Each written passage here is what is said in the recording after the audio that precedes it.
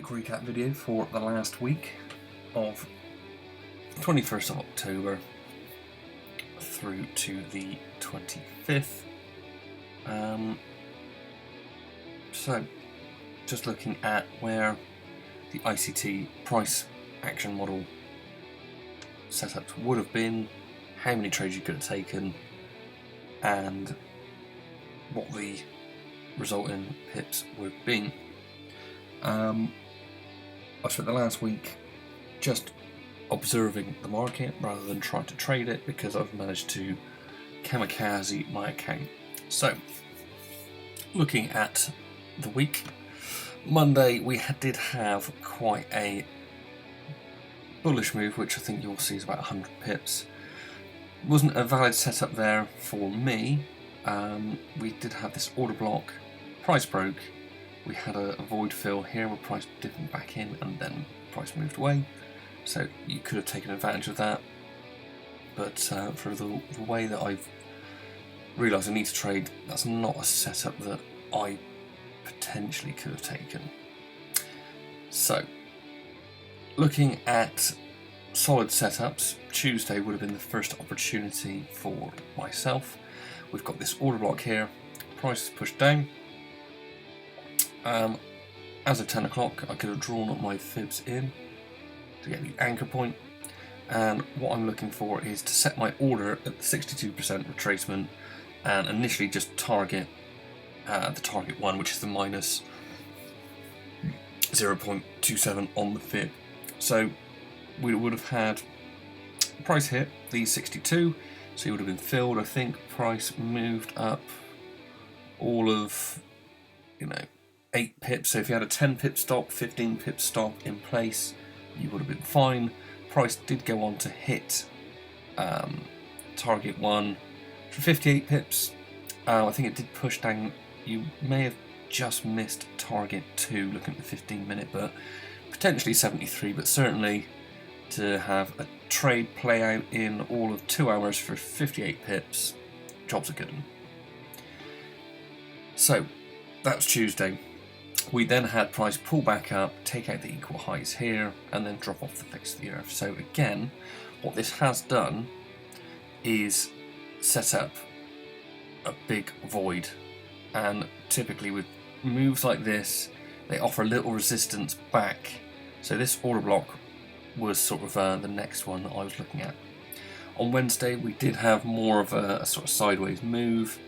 There wasn't really anything on the 1 hour that was jumping out at me to be able to trade. There's a lot of wicks, as you can see. Essentially price has moved in this box until it finally broke out, but again, Wednesday would probably have been a no trade day just because there's not a substantial move. Now at this point I would have been looking on the daily at every morning to see how the previous day had closed, also the 4 hour. Certainly on the daily we were creating lower highs and certainly having lower closes as the days were moving on. So after Wednesday though, this would have given us our equal lows here, which again I write down in my journal now every morning what's happened on the daily, what's happened on the 4 hour, what I can see on the 1 hour to any order block setups, and on the 15 minute looking at equal highs, equal lows as potential areas to break or be raided.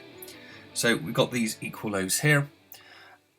Same, we would have had the equal highs. So going into Thursday, again another sideways range. So again, we've got sort of the lows at around the 29.6 level, or you could be using sort of 29.12 depending, and then you've got sort of equal highs on the 1 hour here. So again, very sideways, and what we had was a break of the equal highs, and again what ICT teaches, there's a good 20 pip move up, 25 pips, but based off of this massive drop down you would also have had another setup occur.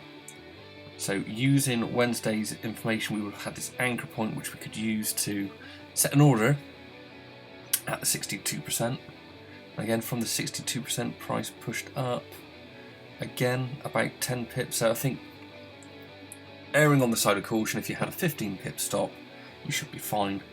and then price went on again to hit target ones, but target ones in this case would have been for 140 pips, call it 140 pips. Now if you weren't aware of this setup from that previous day on Tuesday, you would have had the opportunity to get involved here, because again, price broke 20 pips, pushed down, took out the equal lows, we created this order block here. So again, simply from the top down to the anchor point, we find price again has hit the 62%. Price would have moved up, call it 5 pips, so again 15 pips, you would have been more than safe.